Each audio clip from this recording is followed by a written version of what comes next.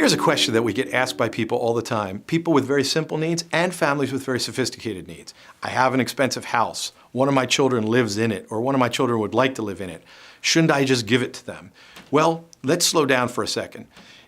Whether you have simple estate planning needs or, as I suspect you do, more sophisticated estate planning needs, you have to be careful about this. Sometimes people do things with these gifts of homes that create a lot of family turmoil and are actually tax disadvantageous. Here's what I mean. If you give away your home to a child, now you have a very complicated estate planning situation because your remaining assets, maybe you're going to split up between or among your remaining children, yet you could use up those assets during your lifetime and one of the children will have gotten everything, the other children nothing at all. So we have to be careful about that. Secondly, the way that the income tax system and the federal estate tax system works, and many state inheritance taxes, by the way, is that if you give a child a house and continue to live in it and treat it like your own, it's going to end up being taxed anyhow. We also have to watch the income tax issues. Are my children going to get a step up in basis? Did I buy this house for a very low figure and is it worth a lot more now? You have to be extremely careful with all of those issues. There is a tool called a Qualified Personal Residence Trust, and the Qualified Personal Residence Trust allows you to give away a home or a vacation home, but continue to live in it for a period of years. Here's the rub though. That may sound great, but here's the rub. Once that 5 years, 10 years, 7 years is up, then you have to rent your own house back from your children at fair market value if you wish to continue to utilize it.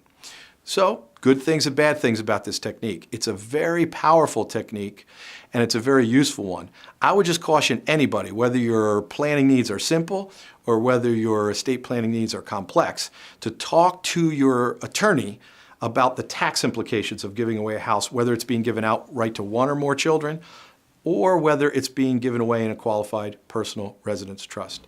And you should think about things like having a family meeting if it's going to be given to children directly, where they decide, are they going to own it outright, are they going to own it in a trust, are they going to own it in an entity, who's going to use it, who's going to maintain it, where's the money going to come from to do that. There's a host of issues that with expensive homes and vacation homes are the subject of sophisticated estate planning, and there's really good ways to do it and there's bad ways to do it.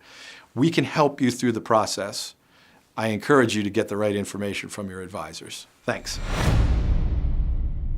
If you liked that video, if you enjoyed it, if you found value in it, if it gave you information you didn't know about before, then you're going to want to see the other videos. We have some of the most frequently asked questions that clients ask lawyers on the topic of sophisticated estate planning and estate planning for families that have family-owned businesses and family-owned vacation homes. If you'd like a lot more, including the questions that you should be asking and maybe don't even know to ask, but that we as lawyers know you should be asking, then just sign up, click on the link below, and we're going to send you a ton more videos. Frequently asked questions that you need to know the answers to succeed as a family in your sophisticated estate planning, and maybe more importantly, the should ask questions, the questions that you don't even know that you should be asking. Thanks again. Click on that link and enjoy.